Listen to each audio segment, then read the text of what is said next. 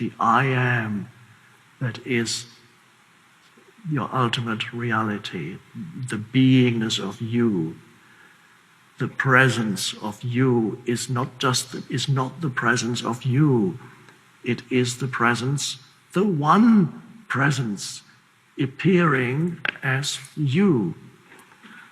So you exist as a little human personality, but more fundamentally, you exist as the consciousness of the universe. Isn't that liberating to know, not as a conceptual belief, but to actually know it experientially, and not even necessarily, although meditation is wonderful, you can sit in meditation for a long time and you may arrive at the deepest realization that you are consciousness.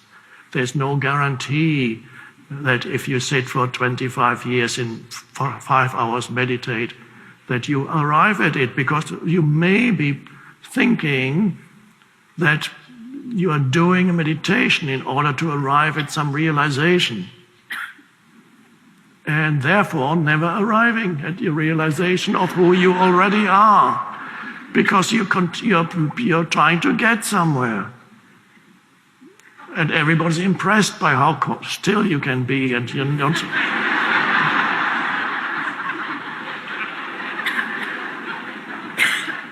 And after 25 years, you still get upset by the little things. And you're still like the father who was doing his loving kindness meditation, which is a Buddhist form of meditation, where you spread loving kindness and then feel your connectedness with everybody. May I be well and happy. May everybody in this house be well and happy. May everybody in this city be well and happy. May everybody in this planet be well and happy. Om. And so he had been doing this meditation for years, and then the door opens and the 5-year-old daughter comes in. Daddy, Daddy, can't you see I'm doing my meditation? Why can't you leave it alone just for half an hour every day? I'm trying to get somewhere. So if you're a meditator and you have this underlying assumption that you are doing a meditation, now doing already implies time. Doing implies there's an end to it. You want to get somewhere with it. And that's perhaps why after 25 years you didn't get there. Because you can't get there, because you're already there. You're already it. So it can come to people who've never meditated. It can come to people in prison.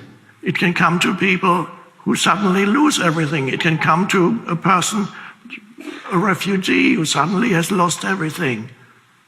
And suddenly all the things that contributed to your form identity, on the personality, life can sometimes take it away from you.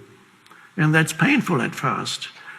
On the level of personality, it is painful. But some people, when those form things that they had identified with, that gave them their identity, have been removed by life, suddenly something emerges in them that didn't emerge in the person who was meditating for 25 years. And they didn't even look for it. And suddenly, spontaneously, they go, wow, what is this? How can I feel peaceful when I've lost everything? Unfortunately I don't remember, I was doing an event with Oprah last week, and there was a man there in the conference, one-day thing, one of the speakers. Unfortunately, I don't remember his name. He is a black man who, when he was 19, was involved in drugs, and he killed somebody. He shot him. And so he spent decades in prison. And in that prison, his personality, the level of personality, it was a very, very dark and very heavy karma, dissolved. it dissolved. He was for several years in solitary confinement, every day, let out for half an hour, walking around the yard, back in solitary confinement. And during that time, his personality dissolved, and what remained was awareness, consciousness. And then, eventually, miraculously, he got out after several decades, and then he started helping people and teaching.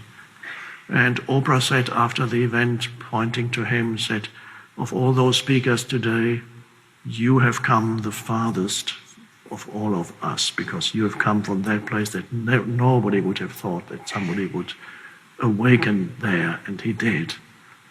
So it can happen in the most seemingly unlikely circumstances, and it can happen, and this is where a spiritual teaching comes in. When you come into contact with a true spiritual teaching, the spiritual teaching tells you it can happen here and now, and it's not even a happening. It's a realization of a dimension within you that hitherto you had completely overlooked. You had overlooked it. What is it that you overlooked? You overlooked the deeper part of who you are, because the surface part was so noisy. The thoughts going through your head attracted all your consciousness to themselves, like voracious little monsters. Every thought, and you see how addicted people are to their thinking, how their consciousness is continuously absorbed by thought processes. The voice in the head, for some people, for many people, there are millions of people for whom the voice in the head is a terrible, terrible torture. Millions on the planet live in continued being tortured through the negative judgments of the voice in their head. And they believe it's all out there.